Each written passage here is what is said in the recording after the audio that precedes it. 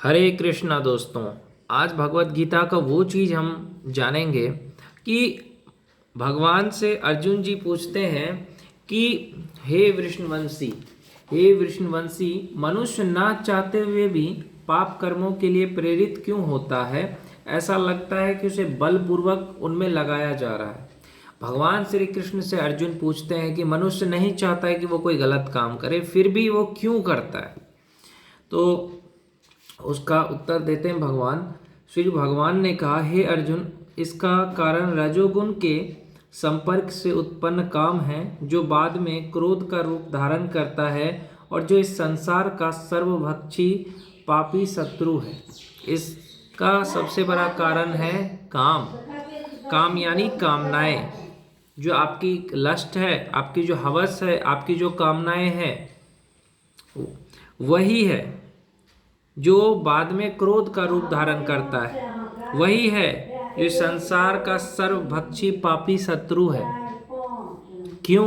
क्योंकि एक बात याद रखना कि जो आपकी कामनाएं हैं वही आपका शत्रु है।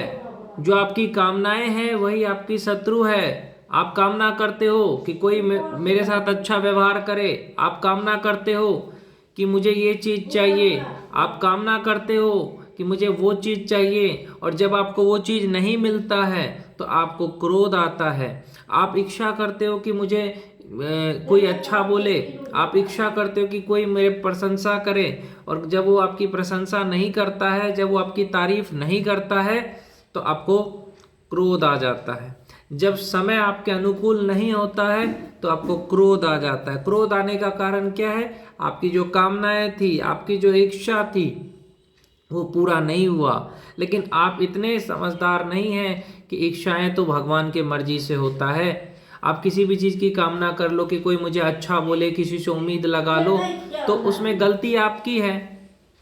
गलती आपकी है। आप किसी से अगर उम्मीद लगाते हो कि कोई मेरी तारीफ करेगा, कोई मुझे बुरा नहीं बोलेगा, ऐसा नहीं होता। ये दुनिया दुष्ट लोगों से भरी पड़ी है। तो इसीलिए किसी से कामनाएं, किसी से इच्छाएं, किसी तरह की उम्मीदें ना करें। अगर उम्मीदें टूटती है तो गुस्सा आता है। तो जो बाद में क्रोध का रूप धारण करता है, जो इस संसार का सर्वभक्षी पापी शत्रु है। जिस प्रकार अग्नि धुएं से, दर्पण धूल से अथवा भ्रूण गर्भाशय से आवृत रहता है, उसी प्रकार जीवात्मा इस काम की विभिन्न मात्राओं से आवृत रहता है। जिस प्रकार से अग्नि जो है वो धुएं से, दर्पण धूल से, किसी दर्पण यानी आईने पे धूल लगा रहेगा, भ्रूण गर्भाशय से आवृत रहता है, उसी प्रकार जीवात्मा इस काम की विभिन्न मात्राओं से आवृत रहता है। उसी तरह मनुष्य जो है वो अपने कामनाओं से क्या रहता है?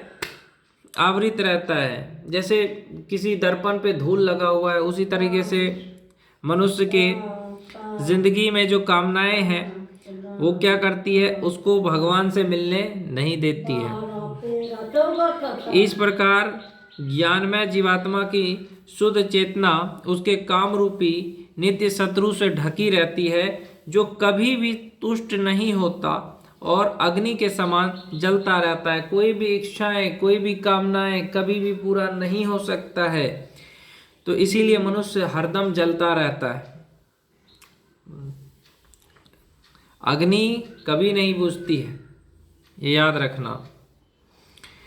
इंद्रियां, मन तथा बुद्धि इस काम के निवास स्थान है। इनके द्वारा यह काम जीवात्मा के वास्तविक ज्ञान को ढककर उसे मोहित कर लेता है। इसीलिए हे भरतवंशियों में श्रेष्ठ अर्जुन, प्रारंभ में ही इंद्रियों को वश में करके इस पाप के महान प्रतीक काम का दमन करो और ज्ञान तथा आत्म साक्षात्कार के इस विनाशकर्ता का वध करो। भगवान कहते हैं कि पहले ही अपनी इच्छाओं पे नियंत्रण करो। कोई भी चीज की इच्छा करो मत।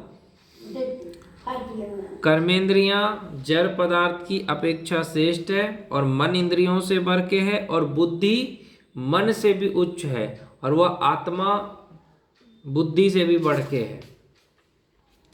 इस प्रकार हे महाबाहो अर्जुन, अपने आप को भौतिक इंद्रियों, मन तथा बुद्धि से परे जाने कर और मन को सावधान आध्यात्मिक बुद्धि से स्थिर करके आध्यात्मिक शक्ति द्वारा इस काम रूपी दुर्जय शत्रु को जीतो।